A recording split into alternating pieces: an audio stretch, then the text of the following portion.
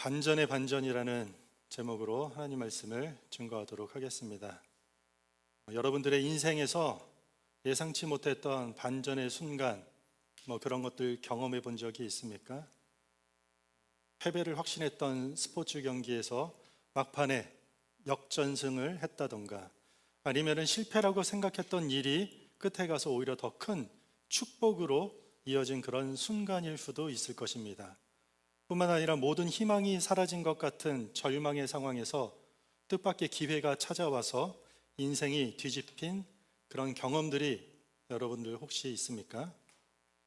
저희가 붙들고 믿고 있는 성경의 이야기는 반전으로 가득 차 있다고 해도 과언이 아닙니다. 성경의 반전은 단순한 어떤 상황의 반전이 아니라 본질 자체가 바뀌는 변화입니다. 약자가 강자를 이기고, 도망자가 해방자의 지도자가 되기도 하고, 박해자가 복음을 전하는 전도자가 되고, 고난이 축복으로 바뀌는 등의 여러 가지 반전의 이야기로 성경은 가득 차 있다고 할 수 있습니다. 그 중에서도 가장 핵심적인 반전이라고 하면 아마도 십자가와 부활의 사건이 성경이 이야기하고 있는 가장 크고 위대한 반전 중에 하나라고 이야기할 수 있습니다. 십자가와 부활은 우리가 잘 알다시피 낮아짐과 높아짐이 되는 낮아짐이 높아짐으로 바뀌는 그런 역설적인 진리의 반전입니다. 십자가와 부활의 이야기는 고난 속에 영광이 숨겨져 있고 죽음 속에 생명이 깃들어 있는 역사적 최대 반전의 사건이라고 우리는 이야기합니다. 오늘부터 4주 동안 고난주간과 부활절을 기점으로 해서 반전이라는 주제로 우리는 십자가와 부활에 대한 사건에 주목해 보고자 합니다. 오늘은 첫 번째 시간인데, 오늘 우리가 읽은 본문의 내용은 예수님께서 십자가에 못 박히시기 바로 전에 로마 군인들에게 수치와 조롱을 당한 이야기입니다. 군인들이 예수를 브라이도리온이라는 뜰로 끌고 갑니다. 이것은 헤롯 왕궁에 있는 중앙홀이라고 할 수 있습니다. 로마의 권력자가 거하는 곳입니다. 저희가 읽은 성경을 보면 거기에 온 군대를 소집했습니다. 여기서 군대라는 말은 약 500명에서 600명 정도로 구성된 부대 단위를 뜻하는 것입니다. 예루살렘에 주둔하고 있던 수백 명의 군인들을 지금 이곳으로 집결시킨 것입니다. 이것은 예수를 조롱하는 군인들의 조롱과 수치와 모욕이 단순한 조롱이 아니라 아주 공개적인, 공식적인 모욕을 하려고 지금 로마에 주둔하고 있는 온 군대가 다 동원된 것이었습니다. 한번 상상해 보세요. 바닥은 돌로 깔려져 있고 주변에는 거친 석벽과 로마 군대의 깃발이 여기저기 흩날리고 있었을 것입니다. 그리고 그것 곳곳에는 로마 군인들의 창과 방패가 걸려 있었고 군용 장비들이 여기저기 놓여 있었으며 수백 명의 로마 군인들과 병사들이 예수를 둘러싸고 조롱하는 거친 웃음소리가 그곳을 울려 퍼지게 하고 있었습니다. 군인들은 예수를 왕으로 가장시켜서 조롱하기 시작합니다. 어디서 구해왔는지 모르겠지만 자색옷을 가져와서 거기 입힙니다. 그리고 가시 면류관을 그에게 씌웁니다. 로마 황제가 개선식 때 하는 모습을 연상시키는 모습입니다. 낡고 헤어진 자색옷을 가져와서 입히고 일부러 왕권을 상징하는 자색옷으로 초라한 변장을 시켜서 당신이 유대인의 왕입니다라고 조롱하고 있습니다. 머리에는 가시로 관을 만들었습니다. 가시로 왕관을 만들어서 왕권을 희화화하고 있는 것입니다. 날카로운 가시가 아마도 예수의 이마와 두피를 찌르고 피가 이마와 얼굴, 온몸에 타고 흘렀을 것입니다. 그렇게 초라한 자색옷과 가시관을 씌워놓고 이렇게 말합니다. 유대인의 왕이여 평안하소서. 로마 황제에게 쓰는 전형적인 인사를 지금 사용하고 있습니다. 예수를 조롱하는 것입니다. 게다가 오늘 읽은 본문에 보면은 갈대로 머리를 내리칩니다. 막대기를 가지고 머리를 내려치면서 조롱하고 모욕하고 있습니다. 일종의 회초리로 머리를 내리치고 있는 것입니다. 게다가 얼굴에 침까지 뱉습니다. 침과 피가 얼굴에 뒤섞인 채 처참하게 모욕을 당하는 예수에게 군인들은 다시 무릎을 꿇어서 절까지 하면서 가짜 경배를 하면서 조롱하고 있습니다. 온 군대가 다 모여서 예수를 향한 그 치욕스러운 조롱을 다 하고 그 조롱이 다 끝난 이후에 다시 그 자색옷을 벗깁니다. 아마도 당신에게는 그런 왕적인 권위와 능력이 없다라는 상징을 표현하기 위해서 다시 그것을 벗깁니다. 그때 아마도 상처에 달라붙었던 천이 떨어지면서 온몸에 피가 다시 났을 것입니다. 그렇게 온몸에 상처가 났을 것이고 얼굴은 피와 침으로 범벅이 된 채 십자가 처형을 받기 위해 다시 끌려나가는 장면이 저희가 읽은 오늘의 본문입니다. 저희는 오늘 본문에서 숨겨진 반전 세 가지를 주목하고자 합니다. 첫 번째, 이 본문에서 우리가 찾아볼 수 있는 반전은 침묵을 통한 반전입니다. 머리에 가시관이 씌어졌고요, 몸에 자색옷이 걸쳐졌고 채찍질로 인해서 온몸이 피범벅이 되는데도 주님은 아무런 말도 하지 않습니다. 주님은 침묵하십니다. 바다를 잠잠케 하셨고 죽은 자를 살리셨고 물고기 2마리와 보리떡 5개로 장정 5천명을 먹이셨고 말씀으로 수많은 군대 귀신도 쫓으셨던 그 주님이 너무나도 무기력하게 침묵하면서 조롱을 당하십니다.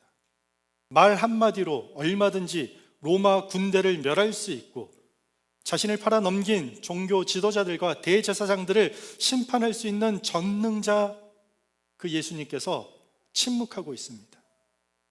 이런 조롱과 모욕을 받으면서도 아무런 저항을 하지 않고 마치 우리가 보기에는 너무나도 무기력한 듯, 무력한 듯 침묵하고 계시는 모습만 우리에게 확인됩니다. 오래전에 이사야 선지자를 통해서 오실 메시아가 십자가를 지고 대신 인류의 죄를 감당하실 때 이러한 일을 예언한 바가 있습니다. 이사야서 53장 7절입니다. 여러분들이 한번 읽겠습니다. 7절입니다. 시작.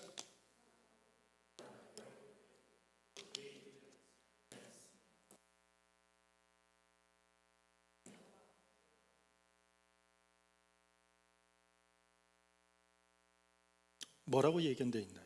그가 곤욕을 당하여 괴로울 때도 그의 입을 열지 아니하였으며 마치 도수장으로 끌려가는 어린 양과 털 깎는 자 앞에서 잠잠한 양같이 그의 입을 열지 아니하였도다. 오실 메시아의 모습이 바로 이랬다라는 것이요. 예수님의 침묵은 단순한 무력함이 아니었습니다. 순종을 통해서 하나님께서 오래전부터 계획하고 있었던 그 구원을 온전히 감당하시는 능력의 침묵이었다는 것이요. 세상의 왕은요, 힘으로 권세를 드러내는 반면에 예수님은 침묵을 통해 자신이 가지고 있는 권위를 드러내고 있었다는 것이요. 이러한 침묵은 마치 주님의 기도에서 나오는 것처럼 고난의 잔을 끝까지 감당하시고 구원을 완성하게 하시는 모습으로 이어졌던 것입니다. 예수님의 이러한 침묵은 우리를 사랑하시는 절제와 순종의 능력으로 이어졌다는 것이요. 침묵은 절제와 순종을 통해 하나님의 뜻이 이루어지는 능력이 되는 하나의 반전이 되었던 사건이 되었던 것입니다.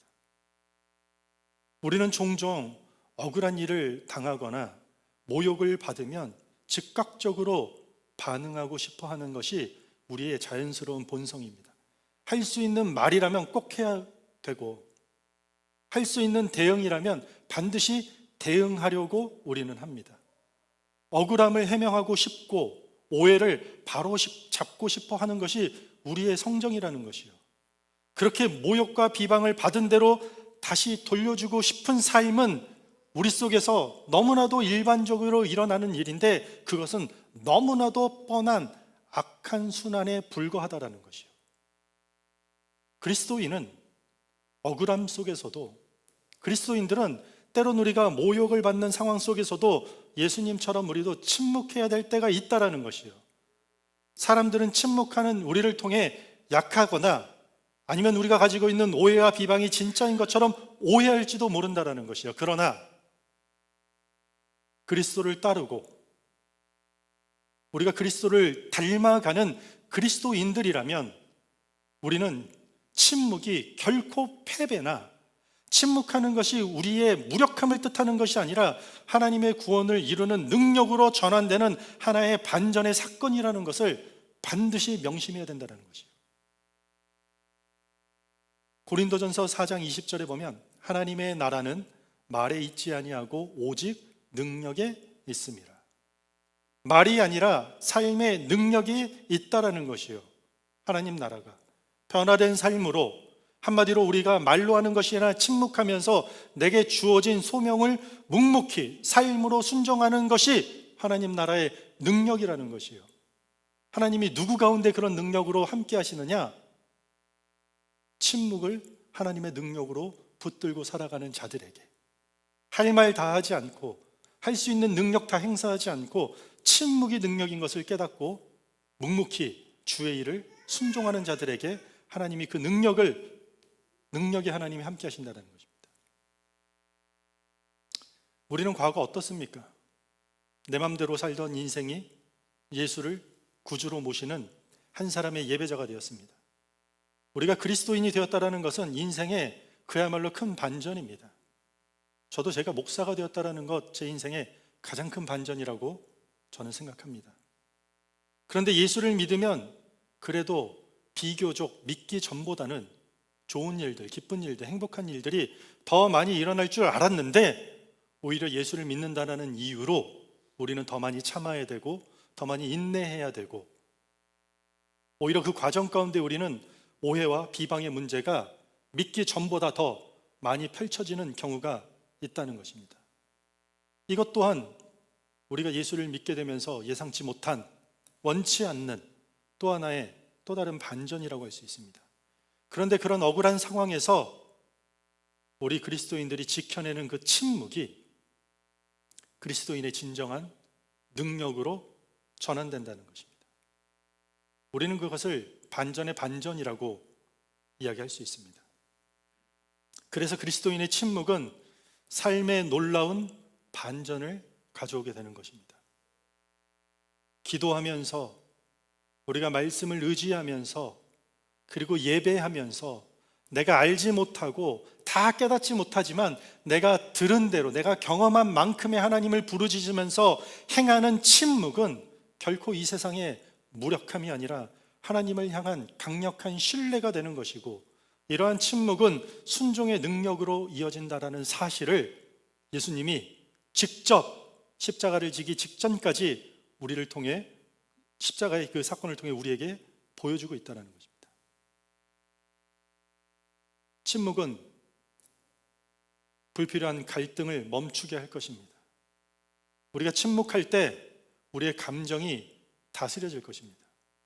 그리고 우리가 침묵할 때 하나님의 인도하심이 어디 있는지 비로소 조금씩, 희미했던 것이 조금씩 선명하게 보여질 것입니다.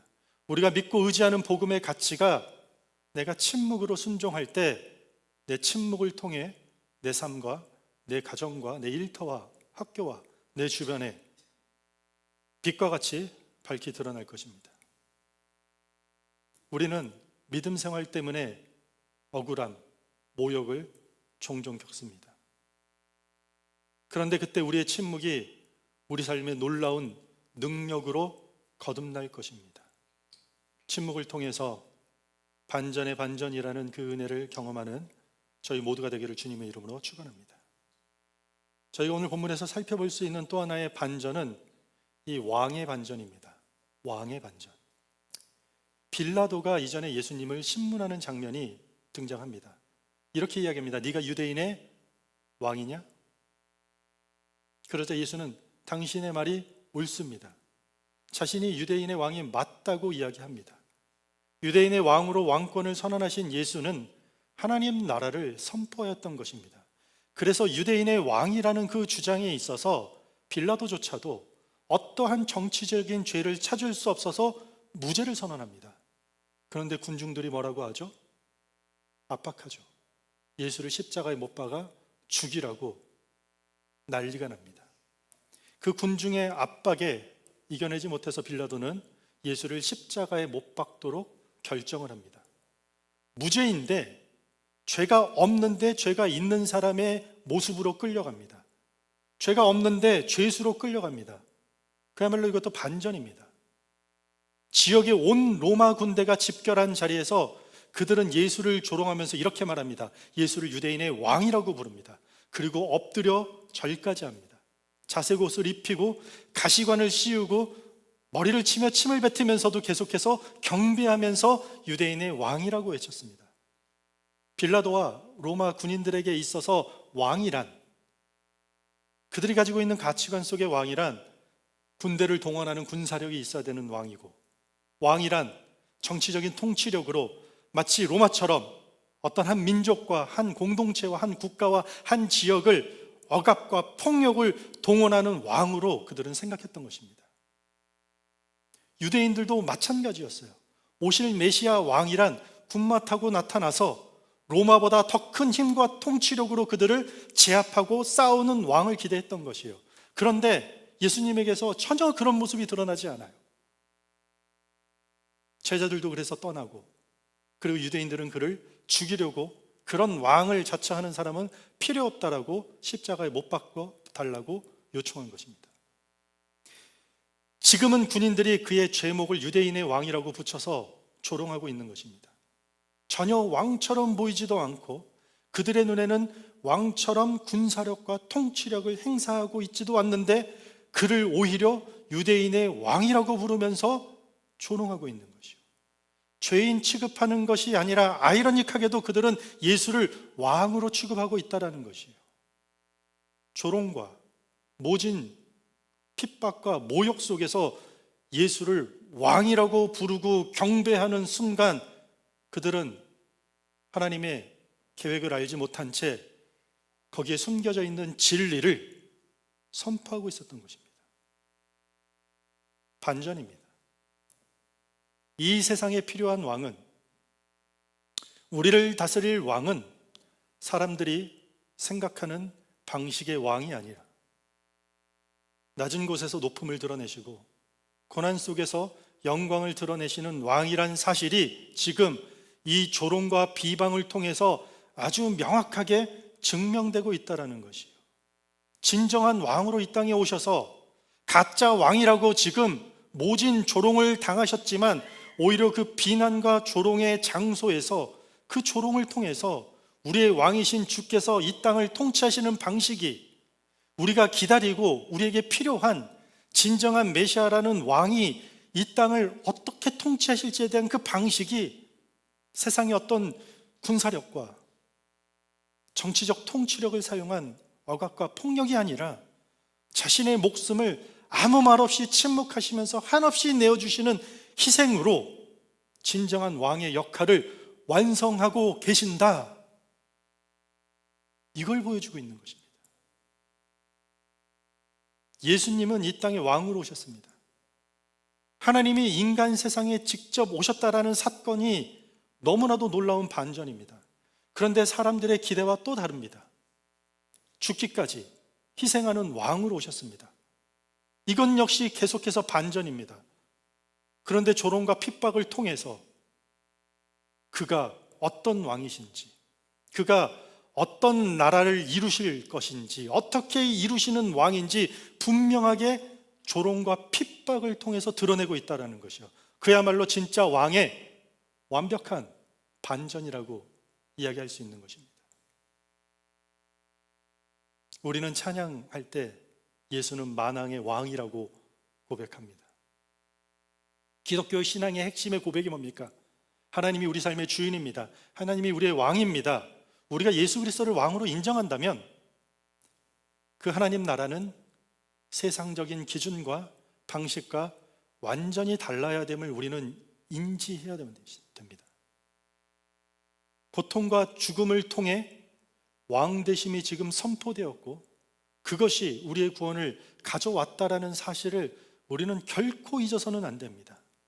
그렇다면 우리가 하나님을 믿으면서 신앙생활을 하면서 무엇을 하나님으로부터 기대해야 되는 것입니까? 하나님 나라가 어떻게 어떤 방식으로 우리 삶에 이 세상에 임하기를 우리가 원하고 있냐라는 것이에요. 어떤 일이 일어날지 우리는 모르지만 어떤 방식으로 왕 되신 하나님이 이 땅을 통치하실지는 우리는 분명히 알 수 있습니다. 우리 삶에 하나님만의 통치력을 행사하시되 절대로 어감이나 절대로 폭력이나 절대로 세상과 똑같은 방식을 겨루어서 하나님 나라를 이루시는 것이 아니라 세상이 하지도 않고 관심도 없고 하라고 해도 할 수도 없는 자신을 일방적으로 내어지는 희생을 통해서 하나님 나라가 성취된다는 것이에요. 예수는 근본 하나님과 본체시나 하나님과 동등됨을 취할 것으로 여기지 아니하였고 오히려 자기를 낮추시고 죽기까지 복종하셨으니 곧 십자가의 죽음이라는 것이에요. 이 세상의 교회가, 이 세상의 많은 그리스도인들이 하나님 나라의 복음을 전하고 바른 신앙으로 회복되고자 한다면 그 방식이 뭘 것 같습니까, 여러분들? 세상이 소유하고 세상이 취하고 세상이 드러내려는 그 힘과 통치의 방식과 전혀 다르다라는 것이에요. 그런데 우리의 기도와 우리의 고백과 우리의 간절한 간구는 종종 어디에 쏠려 있습니까? 세상보다 더 큰 힘, 세상보다 더 영향력 있는 자리, 세상보다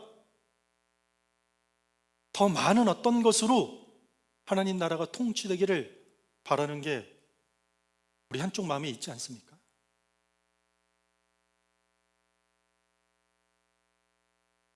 세상과 견주어서 밀리지 않을 만큼의 세력을 키우고 힘을 기르고 목소리를 높이는 것이 예수 그리스도의 방식입니까? 그런 방식을 취하면서 복음이라고 이야기한다면 그것은 다 거짓입니다. 복음을 가지고 억압하고 폭력성이 동반된다라는 게 말이나 됩니까? 절대 있을 수 없습니다. 완전히 다른 방식입니다. 하나님이 이 땅에 왕으로 오셨다라는 사실은 세상과 어쩌면 우리가 기대하고 있는 인간적인 생각과는 완전히 다른 방식이라는 것이요. 거룩한 그리스도인 한 사람 한 사람의 그 무명에 보이지도 않는 세상에 비하면 견줄 수도 없고 초라한 그 이타적인 희생을 통해서 하나님은 하나님 나라의 완성을 차근차근 역사 속에서 이루어 가신다는 것이에요.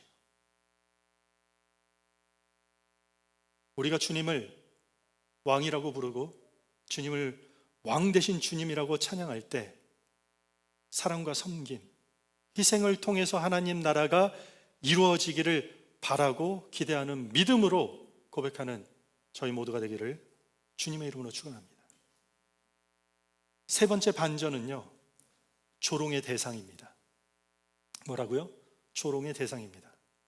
빌라도를 포함해서 로마 군인들이 예수님에게 어떤 미움, 도대체 어떤 원한을 가질 이유가 있을까요? 없을까요? 아무런 상관이 없어요. 그들이 보기에는 그냥 정신 이상한 아저씨에 불과해요, 예수는. 그런 사람에게 이렇게 온 군대가 지금 로마의 권력에 주둔지라고 할 수 있는 이 뜰에 다 집결해서 자주색 옷을 가져와서 걸치고 가시나무로 왕관을 만들어 가지고 씌우는 이 정성스러운 모욕과 조롱을 한다라는 게 좀 이상하지 않습니까? 이들이 할 일도 많고 바빠 죽겠는데 온 군대가 지금 다 모여서 한 사람 유대인 예수를 조롱하기 위해 이렇게 노력을 하고 있다는 것이에요. 이유는 간단합니다. 실질적인 이 조롱의 대상은 예수가 아닙니다. 실질적인 조롱의 대상은 유대인들이었습니다. 로마 군인들은 유대인들에게 항상 나쁜 감정을 가지고 있었습니다. 로마 식민지 중에서 특히 문제를 가장 많이 일으킨 나라 중 하나가 유대 민족들이었습니다. 로마 입장에서 보면은 유대인들은 가장 큰 골칫덩어리였습니다. 그런데 로마의 반기를 들고 반란을 일으키고 살인까지 저지른 죄인 바라바를 지금 예수 대신에 풀어달라고. 이유가 뭐죠? 자신들의 종교적인 기득권을 지키려고 빌라도가 무죄라고 선포한 죄 없는 예수를 대신 죽이라는 그 유대인들의 모습을 보면서 그들의 치졸함과 그들에 대한 악감정은 한층 달아올랐던 것이에요. 오케이, 유대인의 왕이라는 예수가 자신들의 손에 넘어오자 자신들의 반유대 정서 감정을 분출할 절호의 기회로 삼은 것입니다. 완벽한 희생양이 되었던 것이에요. 무고한 예수 그리스도가. 그래서 예수님을 꼭두각시 삼아서 유대인의 왕으로 변장시킨 후에 조롱한 것이에요. 이게 무슨 말이냐면요, 유대인의 왕을 조롱하면서 유대 민족 전체에게 모욕을 주기 위해 그들이 합심하여서 그런 행동을 했다라는 것이에요. 그런 과정에서 죄가 하나도 없는 예수를 악하게 사용한 것이에요. 누구를 조롱하기 위해서요? 유대인들의 의도는 예수를 죽여서 자신들의 기득권을 회복하고 유대 민족을 살리는 것이라는 착각을 했어요. 그런데 이를 통해 유대 민족의 비열하고 그들의 어떤 치졸함이 오히려 드러나고 있는 것입니다. 유대 민족의 실상이 오히려 예수를 십자가에 넘기는 사건을 통해서 얼마나 타락하고 악했는지가 열방에 고발된 것이에요. 신앙을 명분 삼아 자기 이익만 채우려는 죄가 온 천하에 여실히 드러난 것이에요. 그래서 로마 군인들에게도 조차도 조롱당하는 결과를 지금 얻게 된 것이에요. 그리고 결국 유대민족은 자신의 하나님, 자신의 왕들을 죽인 민족이라는 치욕을 떠안게 된 것이에요. 이방 민족으로부터 조롱받게 된 것입니다. 유대인의 왕으로 꾸미고 조롱한 것은 유대의 민족을 모욕하고 그들에게 수치를 주기 위한 상징적인 행동이었던 것입니다. 역설과 어떤 신학의 중의가 밀도 있게 이 안에 포함되어 있다는 것이요. 그야말로 반전이에요. 유대인들이 예수를 죽이려고 로마에 넘겼는데 예수는 유대인의 왕으로서 대신해서 조롱당하고 고난을 대신 받고 있는 것이에요. 그리고 바로 그 유대인들의 죄와 세상의 죄를 대신 짊어지려는 예수 그리스도의 고백적 행동이 이 십자가에 고스란히 담겨 있다는 것입니다. 조롱과 모욕을 대신 받으심을 통해서 그 수치와 조롱을 가장 영광스러운 그 죄인들을 향한 영광의 구원이라는 반전으로 거듭나게 되었던 것입니다.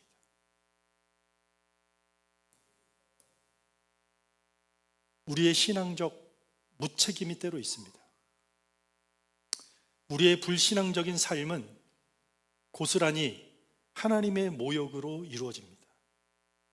여러분들의 신앙생활이 엉망이 되고 우리의 신앙이 매우 불신앙적인 삶으로 변화된다고 세상은 여러분들에게 손가락질하지 않습니다. 아무개야 너의 인성이 왜 그러느냐 하지 않습니다. 개독교라고 이야기합니다. 가짜 기독교라고 이야기합니다. 사이비 집단이라고 우리를 욕합니다.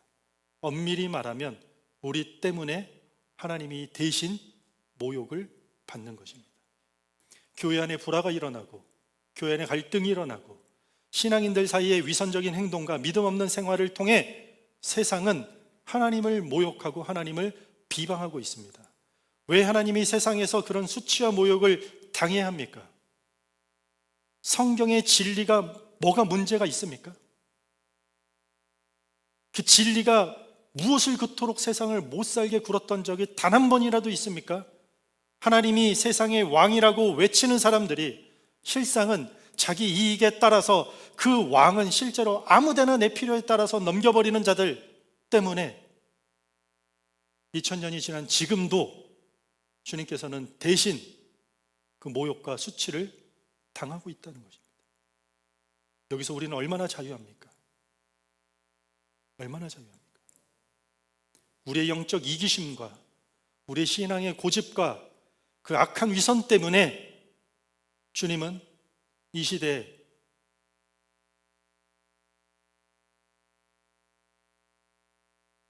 개독교라는 입에 담기에도 불편한 조롱을 대신 받고 있다는 것이죠. 우리 대신에. 로마서 2장 24절은 이렇게 얘기합니다. 기록된 바와 같이 하나님의 이름이 너희 때문에 이방인 중에서 모독을 받는도다. 로마 교회의 성도들만의 이야기입니까? 20세기가 지난 지금 우리는 어떻습니까?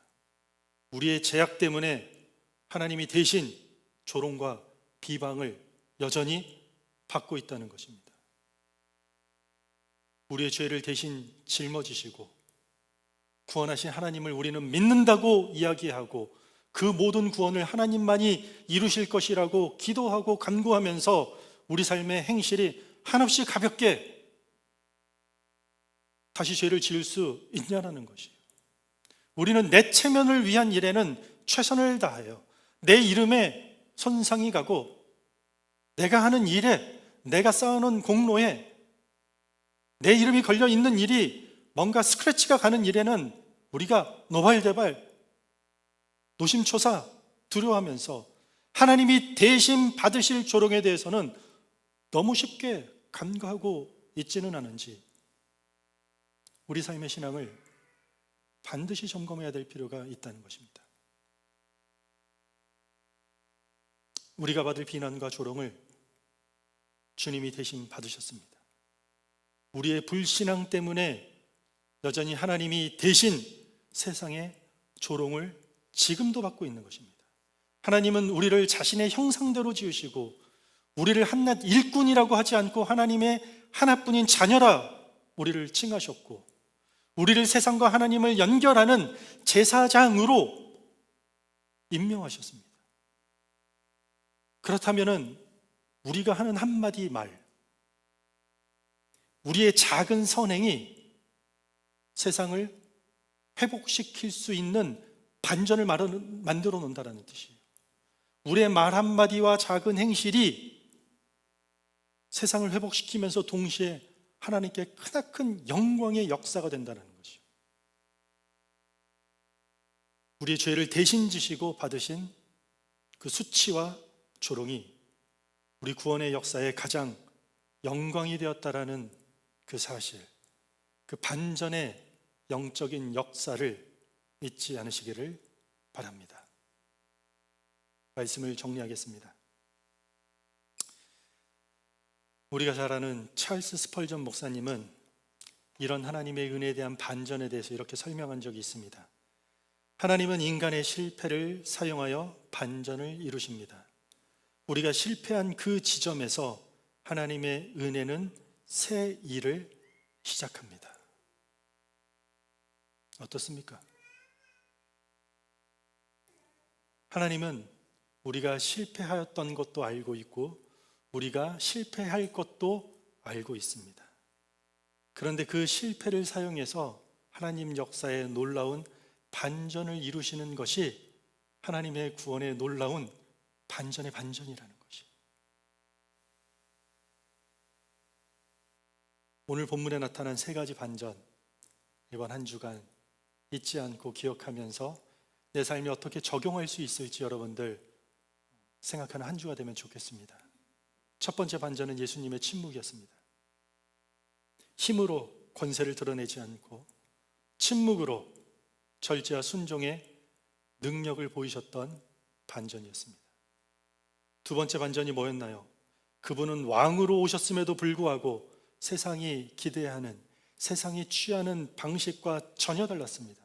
한마디로 힘의 통치가 아니라 희생의 왕이라는 사실을 조롱과 핍박의 현장 속에서 그대로 증명해 내셨던 것입니다. 세 번째 반전은 무엇이었습니까? 유대인을 대신해서 조롱을 받으셨습니다. 예수 그리스도의 조롱은 의미 없는 조롱이 아니었습니다. 누군가 마땅히 짊어지고 받아야 될 그 핍박과 모욕과 수치를 대신 지었다라는 것입니다. 그 고난을 대신 짊어지시고 감당하심으로써 십자가상에서 결국은 그 모두가 구원받게 되는 영광, 구원의 영광이 십자가에서 선포되었습니다. 예수님의 침묵과 희생과 우리 죄를 대신하여 그 구원의 역사가 십자가를 통해 성취되었다는 것입니다. 이것이 성경이 말하는 십자가의 사건의 가장 큰 반전의 핵심이라고 할 수 있을 것입니다. 이것이야말로 기독교 신앙의 가장 위대한 반전의 반전이라고 말할 수 있습니다. 우리 삶에도 침묵이 능력이 되는 반전, 그것이 좀 일어나면 좋겠습니다. 할 말, 할 것, 할 수 있는 것 많지만 침묵이 그리스도인의 능력인 것을 경험하시기 바랍니다. 더 나아가서 섬김과 희생으로 삶이 회복되는 반전이 있으면 좋겠습니다. 우리가 섬길 때, 우리가 희생할 때, 우리가 마주보는 그 대상과 그 환경과 그 사람들 사이에 얽혀져 있는 관계들 속에 회복이 일어날 것입니다. 예수님께서 그것을 이루셨기 때문입니다. 뿐만 아니라 나 대신 조롱받는 하나님에게서 이제는 나를 통해서 하나님이 영광받게 되는 반전이 무엇이 있을까? 그 은혜를 기억하면서 내 삶에 어떤 반전을 실현할 수 있는지, 그러한 반전의 은혜를 깊이 누리며 살아가는 디렉션교회 모든 성도들 되기를 주님의 이름으로 축원합니다.